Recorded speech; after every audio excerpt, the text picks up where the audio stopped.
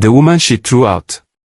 The sun rose gently over the city of Lagos, casting golden reflections across the mirrored glass of Okonkwo Group Towers in Ikoyi. The building stood like a fortress of power and prestige, an empire of polished floors, designer walls, and the thumping footsteps of ambition. It was the headquarters of Nigeria's most influential conglomerate, owned by none other than Chief Ton Okonkwo, a man respected across boardrooms from Victoria Island to Abuja. Inside the ground floor lobby, the air was cool with conditioning and laced with the scent of imported jasmine. Marble tires gleamed underfoot. Uniformed security men stood tall near the entrance, while a sleek receptionist desk dominated the middle of the room. Behind it sat Kemi Adeyemi, the young, sharp-eyed receptionist with taste for Instagram aesthetics and instant judgments. She barely looked up as a woman stepped in through the revolving glass doors. The woman wore a simple beige coat, a cream blouse tucked into neatly tailored trousers, and a modest handbag slung over her shoulder. Her hair was packed neatly in a bun. No flashy nails, no makeup, no designer logo screaming for attention. Just elegance. Quiet elegance. She walked toward the reception with a gentle smile. "Good morning," she said in a calm, measured tone. "I'm here to see Chief Ton Okonkwo." Kemi raised her head and immediately scanned the woman. No Gucci bag. No Brazilian wig. No smell of Chanel No. 5. The woman didn't look like the CEO's type, not even a manager's secretary. "Do you have an appointment?" Kemi asked, folding her arms with suspicion. "No," the woman replied politely, "but he'll want to see me." Kemi narrowed her eyes, her voice flattening. "That's not how it works, Ma. You need to book an appointment. Our schedule is tight till next month. Maybe check back." The woman, Chioma, still smiled. "All right. I'll wait then." She walked to the lounge and took a seat, crossing her legs with the poise of a queen. Her calm made Kemi uneasy. Most people would have argued, begged, or left. But not this one. She just sat there, composed. Kemi whispered into her office phone. "She's just sitting there. No appointment. Looks like one of those NGO women or church folks. I don't know what she wants." Then came a sharp staccato of heels echoing across the floor. All eyes turned as Amoka Obi walked in like she owned the building. She wore a crimson dress, fitted to perfection, with long Brazilian waves bouncing on her shoulders. Red lipstick, designer heels, and an aura of untouchable confidence. She was Chief Ton's PA, or something more, depending on who you asked. She marched to the receptionist and leaned over. "Who's that?" she asked, pointing subtly at Chioma. "Said she's here to see the chief," Kemi said. "No appointment." Amoka's face tightened. "These jobless women SCF, she hissed. Always thinking they can just walk into money." She walked over to Chioma, her tone sharp.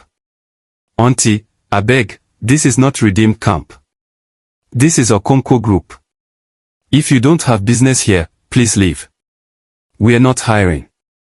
Chioma raised her head, her expression unchanging. "I'm fine where I am, thank you." That triggered Amoka. She scoffed, leaned closer, and said coldly, "I don't have time for nonsense. Leave this building now, or I'll call security." When Chioma still didn't move, Amoka slapped her. A loud gasp echoed through the room. Even Kemi stood frozen. Chioma touched her cheek slowly, still calm, and without another word, stood up and left the building. That evening, as she sat by the window of her Lekki home, Chioma said nothing to her husband. When Chief Ton called to say he'd be working late, she only responded with, "Okay. I see you when you get back." She didn't mention the slap. She didn't mention the humiliation.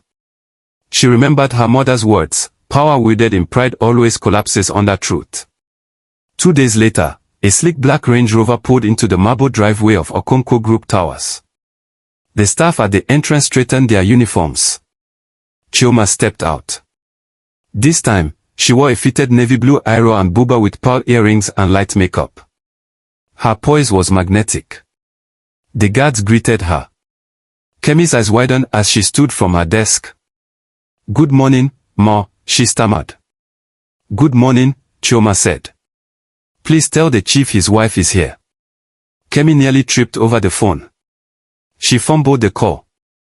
Moments later, Chioma entered the glass elevator. The ride up to the executive floor was silent, but within her, scriptures whispered. Proverbs 31 verse 25, she is clothed with strength and dignity, and she laughs without fear of the future. The elevator doors opened. She stepped into the private corridor where whispers had already begun. Amoka's office door was ajar, her red lipstick half applied as she glanced up and froze. Chioma smiled faintly. Morning, Amoka, she said. We've met before, haven't we? Amoka blinked in disbelief, then forced a smile. Oh? I didn't know. I mean, please, madam. But Chioma walked past her into the CEO's office. Chief Ton rose in surprise. Chioma. You're here? I am.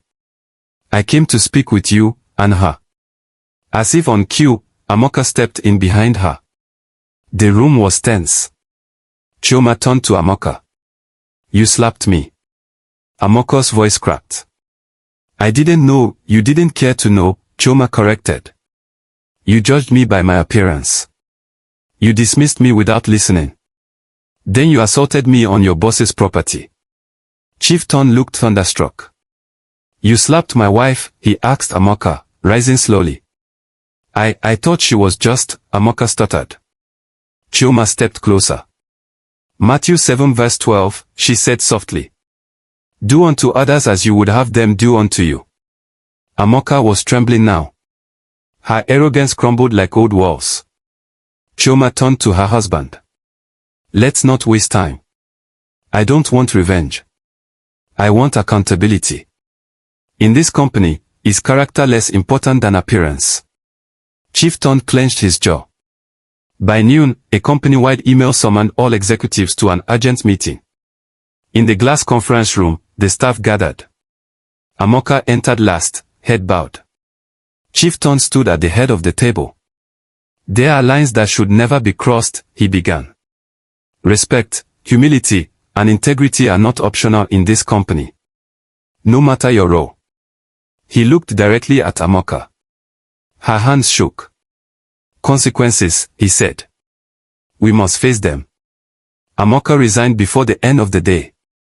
The next morning, Chioma returned, this time, not as a mystery guest, but as the dignified wife of the CEO. Staff stepped aside with reverence.